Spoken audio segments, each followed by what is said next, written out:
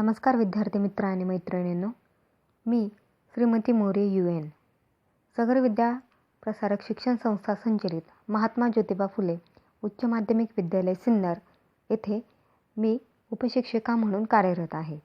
माझा विषय आहे अर्थशास्त्र. विद्यार्थी मित्रांनो, आज आपण इयत्ता 12वी मधील अर्थशास्त्र विषयातील प्रकरण पहिले सूक्ष्म अर्थशास्त्र आणि स्थूल अर्थशास्त्राचा परिचय सविस्तरपणे अभ्यासणार आहोत. सर्वात प्रथम आपण बघणार आहोत प्रस्तावना. आधुनिक अर्थशास्त्राच्या सूक्ष्म अर्थशास्त्र आणि स्थूल अर्थशास्त्र या मुख्य दोन शाखा आहेत. सूक्ष्म म्हणजे लहान किंवा दशलक्षावा भाग. ही संज्ञा मायक्रोस MIKROS या ग्रीक शब्दापासून आली आहे. तर स्थूल म्हणजे मोठा. ही संज्ञा मॅक्रोज MAKROS या ग्रीक शब्दापासून आलेली आहे. या शब्दांचा वापर 1933 मध्ये ओस्लो विद्यापीठातील नॉर्वेजियन अर्थशास्त्रज्ञ रॅग्नर फ्रिश यांनी केला आहे. अर्थशास्त्राच्या दोन मुख्य शाखा आहेत, सूक्ष्म अर्थशास्त्र आणि स्थूल अर्थशास्त्र. आपण या प्रकरणामध्ये सविस्तरपणे बघणारच आहोत. तुम्हाला माहीत आहे का, पुस्तकातील या विभागात विद्यार्थ्यांच्या ज्ञानात अधिक भर टाकण्यासाठी माहिती दिलेली आहे. यात रॅग्नर अँटन क्रिस्टिल फ्रिश यांचा जन्म आहे 1895 आणि मृत्यू आहे 1973. हे नॉर्वेचे अर्थमिती व अर्थशास्त्राचे तज्ज्ञ होते. त्यांना 1969 साली अर्थशास्त्रासाठी प्रथम नोबेल स्मृती पुरस्कार प्राप्त झाला. त्यांच्यासोबतच जॅन टिम्बरजेन यांनाही नोबेल स्मृती पुरस्कार मिळाला होता. ते अर्थमितीशास्त्राचे जनक होते. अर्थमितीशास्त्रामध्ये गणितीय प्रारूपे व संख्याशास्त्रीय तंत्रे यांचा वापर अर्थशास्त्रीय सामग्रीच्या आणि सिद्धांताच्या विश्लेषणासाठी करण्यात येतो. रॅग्नर फ्रिश यांनी अनेक अर्थशास्त्रीय संकल्पनांची सर्वप्रथम मांडणी केली. त्यांच्या व्यापार चक्रावरील लेखांमध्ये सर्वप्रथम वैयक्तिक उद्योग व उत्पादकांच्या अभ्यासाला सूक्ष्म अर्थशास्त्र म्हटले आणि समग्र अर्थव्यवस्थेच्या अभ्यासाला स्थूल अर्थशास्त्र असे म्हटले आहे. म्हणून सूक्ष्म अर्थशास्त्र आणि स्थूल अर्थशास्त्र या शब्दांचा सर्वात प्रथम वापर अँटन क्रिस्टिल फ्रिश म्हणजेच रॅग्नर फ्रिश यांनी केलेला आपल्याला दिसून येतो. सूक्ष्म अर्थशास्त्राचा अर्थ. सूक्ष्म म्हणजे वस्तूचा लहान भाग किंवा हिस्सा होय. सूक्ष्म अर्थशास्त्र राष्ट्रीय अर्थव्यवस्थेच्या लहान भागाशी संबंधित आहे. सूक्ष्म अर्थशास्त्रात वैयक्तिक उपभोक्ता म्हणजे ग्राहक, जो वस्तूचा उपभोग घेत असतो. वैयक्तिक उत्पादक किंवा पेढी. उत्पादक म्हणजे जो वस्तूचे उत्पादन करतो, वस्तूची निर्मिती करतो, त्यास उत्पादक असे म्हणतात.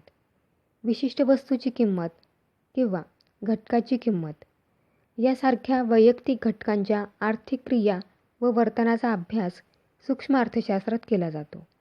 म्हणजेच सूक्ष्म अर्थशास्त्रामध्ये वस्तूच्या लहानातील लहान भागाचा अभ्यास, घटकांचा अभ्यास या सूक्ष्म अर्थशास्त्रामध्ये केला जातो. सूक्ष्म अर्थशास्त्राची व्याख्या.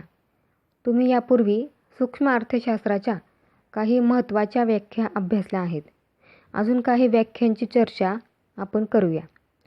त्यातील पहिली व्याख्या आहे मॉरिस डॉब या अर्थतज्ज्ञाची. अर्थव्यवस्थेचे सूक्ष्मदर्शी अध्ययन म्हणजे सूक्ष्म अर्थशास्त्र होय. म्हणजेच अर्थव्यवस्थेमध्ये जे काही वैयक्तिक लहान घटक असतात, त्या घटकांचा अभ्यास सूक्ष्म अर्थशास्त्रामध्ये केला जातो. दुसरी व्याख्या आहे AP लर्नर या अर्थतज्ज्ञांची. त्यांच्या मते सूक्ष्म अर्थशास्त्राद्वारे अर्थव्यवस्थेकडे जणू काही सूक्ष्मदर्शकाद्वारे पाहिले जाते. अर्थव्यवस्था रूपी शरीरातील लाखो पेशी म्हणजे व्यक्ती आणि कुटुंबे उपभोक्त्याच्या रूपाने आणि व्यक्ती व उत्पादन संस्था उत्पादकाच्या रूपाने अर्थव्यवस्थेच्या संचलनात कशा प्रकारे भूमिका पार पाडतात हे अभ्यासण्यासाठी सूक्ष्मलक्षी अर्थशास्त्र या पेशींकडे जणू काही सूक्ष्मदर्शकातून पाहते. म्हणजेच सूक्ष्म अर्थशास्त्रामध्ये लहान घटकांचा, वैयक्तिक घटकांचा सविस्तरपणे अभ्यास केला जातो. त्यांच्या मते अर्थव्यवस्था रूपी शरीरातील लाखो पेशी म्हणजे व्यक्ती आणि कुटुंबे. म्हणजेच एपिलर्नर यांनी अर्थव्यवस्थेला शरीराची उपमा दिली आहे. ज्याप्रमाणे शरीरामध्ये लाखो पेशी कार्य करत असतात, त्याचप्रमाणे या अर्थव्यवस्थेमध्ये सुद्धा उपभोक्त्याच्या रूपाने व्यक्ती आणि कुटुंबे कार्य करतात, तर उत्पादकाच्या रूपाने व्यक्ती आणि उत्पादन संस्था या पेशी कार्य करत असतात आणि यांच्या माध्यमातून अर्थव्यवस्थेचे कार्य जे आहे ते पार पडत असते. म्हणजेच यांचा अभ्यास जो आहे तो सूक्ष्मदर्शकाद्वारे म्हणजे अगदी लहानातील लहान घटकांचा अभ्यास या सूक्ष्म अर्थशास्त्रातून केला जात असतो. सूक्ष्म अर्थशास्त्राची व्याप्ती. या व्याप्तीचे 3 मुख्य घटक आहेत. पहिला आहे वस्तूंच्या किंमत निश्चितीचे सिद्धांत. या सिद्धांताचे 2 भाग पडतात. पहिला आहे मागणीचे विश्लेषण आणि दुसरा आहे पुरवठ्याचे विश्लेषण. दुसरा घटक आहे उत्पादन घटकांच्या निश्चितीचे सिद्धांत. त्यात 4 भाग पडतात. खंड, वेतन, व्याज आणि नफा म्हणजे हे उत्पादन घटकांना मिळणारे मोबदले आहेत. तिसरा घटक आहे आर्थिक कल्याणाचे सिद्धांत. याचे प्रमुख 3 भाग पडतात. उत्पादन क्षेत्रातील कार्यक्षमता, उपभोग क्षेत्रातील कार्यक्षमता आणि एकूण आर्थिक कार्यक्षमता. हे घटक आपण सविस्तरपणे बघूया. आकडा आहे वस्तूंच्या किंमत निश्चितीचे सिद्धांत. वैयक्तिक वस्तूंच्या किंमती बाजारपेठेतील मागणी व पुरवठ्याने निश्चित केल्या जातात. सूक्ष्म अर्थशास्त्र मागणी विश्लेषणाशी संबंधित आहे. म्हणजेच मागणीचा अभ्यास सूक्ष्म अर्थशास्त्रात सविस्तरपणे केला जातो.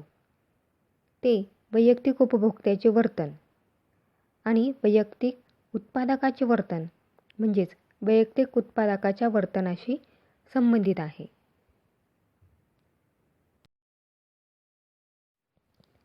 दुसरा घटक आहे आकडा उत्पादन घटकांचा किंमत निश्चितीचे सिद्धांत.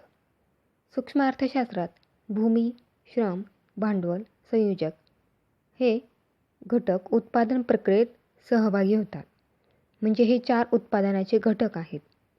सूक्ष्म अर्थशास्त्रात भूमीला खंड, श्रमाला वेतन, भांडवलाला व्याज आणि संयोजकाला नफा हे मोबदले मिळतात. या मोबदल्यांची निश्चिती करण्यास या सूक्ष्म अर्थशास्त्रात मदत होत असते. तिसरा घटक आहे आकडा आर्थिक कल्याणाचे सिद्धांत. आर्थिक कल्याणाचा अभ्यास हा प्रामुख्याने साधनसामग्रीच्या कार्यक्षम वाटपाशी संबंधित आहे. जर साधनसामग्रीच्या झालेल्या वाटपामुळे संपूर्ण समाजाला महत्तम म्हणजे जास्तीत जास्त समाधान प्राप्त होत असेल तर ते वाटप कार्यक्षम वाटप आहे असे म्हणता येईल. साधनांच्या कार्यक्षम वाटपामुळे समाजाचे जास्तीत जास्त आर्थिक कल्याणाचे उद्दिष्ट साध्य होते. दुसऱ्या शब्दात आर्थिक कार्यक्षमतांचा अभ्यास यात होतो. आर्थिक कार्यक्षमतेच्या 3 प्रकारे होतो. पहिला उत्पादन क्षेत्रातील कार्यक्षमता, दुसरा आहे उपभोगाच्या क्षेत्रातील कार्यक्षमता आणि तिसरा आहे एकूण आर्थिक कार्यक्षमता. त्यातील पहिला आकडा आहे उत्पादन क्षेत्रातील कार्यक्षमता. उत्पादन क्षेत्रातील कार्यक्षमता म्हणजे उपलब्ध साधनसामग्रीच्या मदतीने जास्तीत जास्त उत्पादन घडवून आणणे होय. दुसरा आकडा आहे उपभोगाच्या क्षेत्रातील कार्यक्षमता. संपूर्ण समाजाचे जास्तीत जास्त समाधान होईल अशा पद्धतीने उत्पादित वस्तू व सेवांचे लोकांमध्ये वितरण म्हणजे वाटप होणे होय. तिसरा आकडा आहे एकूण आर्थिक कार्यक्षमता. लोकांना सर्वाधिक प्राधान्याने हव्या असणाऱ्या वस्तूंचे उत्पादन होणे किंवा करणे म्हणजे एकूण आर्थिक कार्यक्षमता होय. या कार्यक्षमता साध्य करण्याच्या दृष्टीने आवश्यक असणाऱ्या अटींचे विवेचन किंवा विश्लेषण सूक्ष्मलक्षी अर्थशास्त्रात केले जात असते. सूक्ष्मलक्षी अर्थशास्त्राचा अभ्यास हे प्रामुख्याने किंमत सिद्धांत व साधनसामग्रीचे वाटप यांच्याशी संबंधित आहे. सूक्ष्म अर्थशास्त्र या शाखेत संपूर्ण अर्थव्यवस्थेशी संबंधित समग्र म्हणजे मोठ्या घटकांचा, मोठ्या परिमाणांचा अभ्यास केला जात नाही. या शाखेत बेकारी, दारिद्र्य, उत्पन्नाची विषमता यासारख्या राष्ट्रीय पातळीवरील आर्थिक समस्यांचा अभ्यास केला जात नाही. तसेच आर्थिक वृद्धीचे सिद्धांत, व्यापार चक्राचे सिद्धांत, मौद्रिक व राज्य वित्तीय धोरणे इत्यादींचा अभ्यास सूक्ष्म अर्थशास्त्राच्या कक्षेबाहेर आहे. म्हणजेच या मोठ्या घटकांचा अभ्यास समग्र अर्थशास्त्रात केला जातो. सूक्ष्म अर्थशास्त्रामध्ये त्यांचा अभ्यास केला जात नाही. अशा प्रकारे आज आपण सूक्ष्म अर्थशास्त्राचा अर्थ, सूक्ष्म अर्थशास्त्राची व्याख्या व सूक्ष्म अर्थशास्त्राची व्याप्ती या घटकांचा सविस्तरपणे अभ्यास केला.